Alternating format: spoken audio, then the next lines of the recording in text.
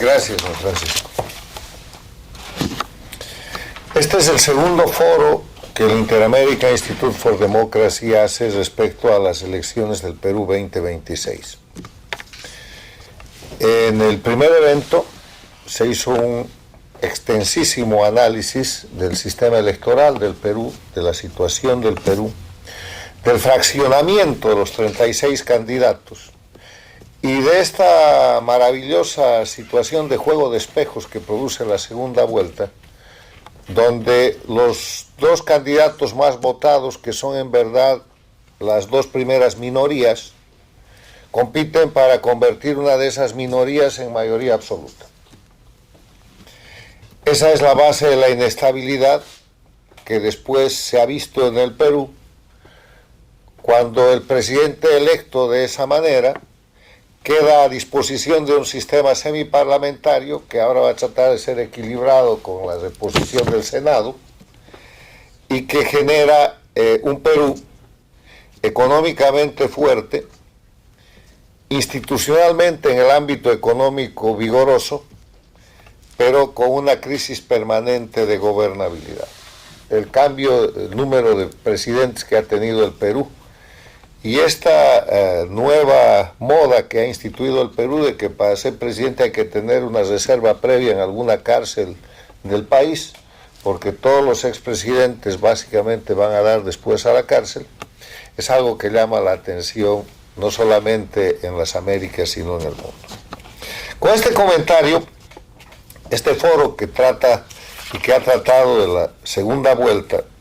donde la presidencia del Perú se disputa entre la señora Keiko Fujimori y el señor Sánchez,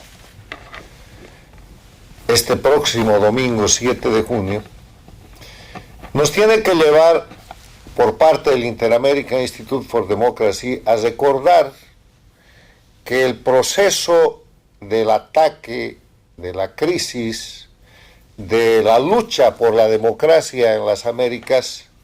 no está restringido al Perú. O sea, nosotros cuando analizamos las cosas en nuestro país, en el Perú, en Colombia, en Bolivia, en la Argentina, en Venezuela, tendemos a mirar nuestro país como el todo y a veces nos olvidamos de lo que se está jugando en el ámbito internacional. Y yo, sobre lo dicho aquí brillantemente por el orador principal Jorge del Castillo, por don Jaime Altaos, doña Patricia Juárez, Rosa María Bartra, por José Carlos Paredes, por todos y cada uno de los expositores, me gustaría agregarle el contexto internacional. Ustedes han mostrado que se confrontan Keiko Fujimori, una candidata que representa una posición liberal, y Sánchez, que representa una posición clarísima del socialismo del siglo XXI. O sea que este domingo el Perú va a votar en la disputa de todo este siglo en las Américas que se ha librado entre el llamado socialismo del siglo XXI, que no es otra cosa que la expansión criminal de la dictadura de Cuba, que ha convertido Venezuela en dictadura y narcoestado, Bolivia en dictadura y narcoestado, Ecuador en dictadura y narcoestado con Correa, Nicaragua en dictadura y narcoestado, y que ha perpetrado daños grandísimos a la región con gobiernos paradictatoriales o gobiernos al servicio de las dictaduras, como los Kirchner en la Argentina, Boric en Chile. Ustedes han tenido lo suyo en el Perú. En efecto, están saliendo de ese sistema paradictatorial con grandes tropiezos al terminar esta gestión. Gobiernos paradictatoriales que todavía subsisten en Colombia con Petro, en Brasil con Lula, en México con Sheinbaum. O sea, la disputa de este domingo entre Keiko Fujimori y Sánchez es la disputa de todo el siglo, que se repite como uno de los últimos escenarios en el Perú, donde el socialismo del siglo XXI, también llamado castrochavismo, el constructor de los narcoestados y el rector del crimen organizado transnacional que ha tomado la política en Venezuela, en Cuba, en Bolivia, en Nicaragua, en el Ecuador con Correa,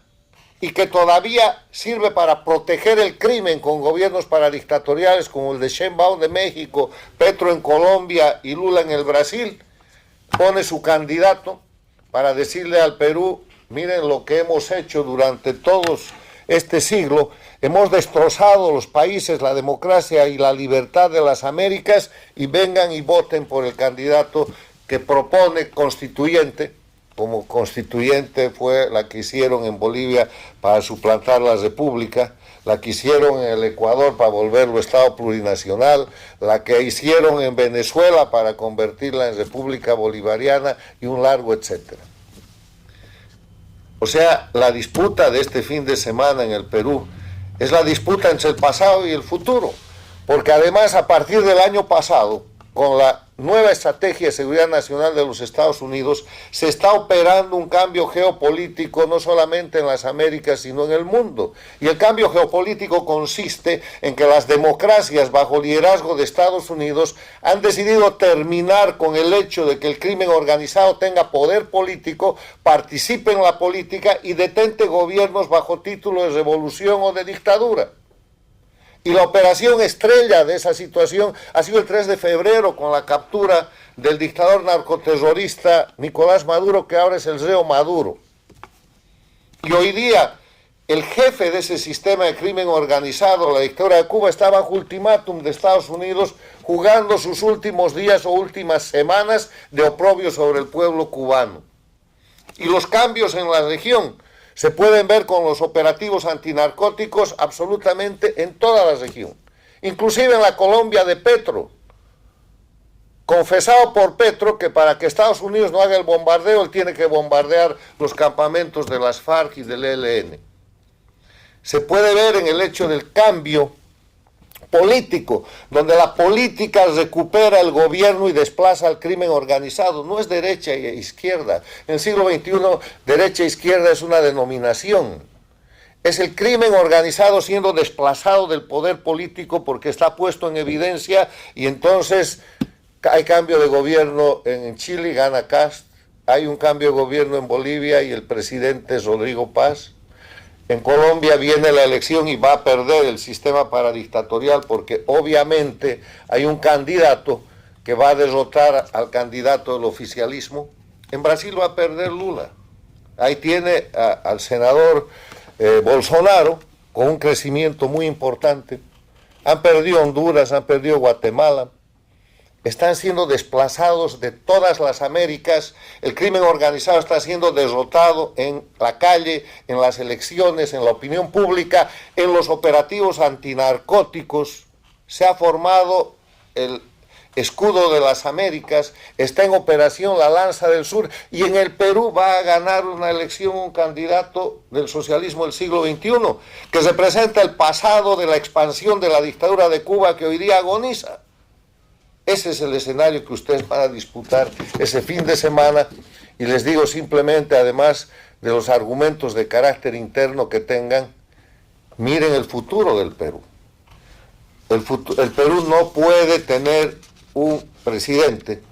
que represente la repetición de la delincuencia organizada transnacional del socialismo del siglo XXI como última trinchera para resistir la caída del centro que se ha producido y se está produciendo con el desmontaje de la dictadura en Venezuela y con el ultimátum de la dictadura a Cuba.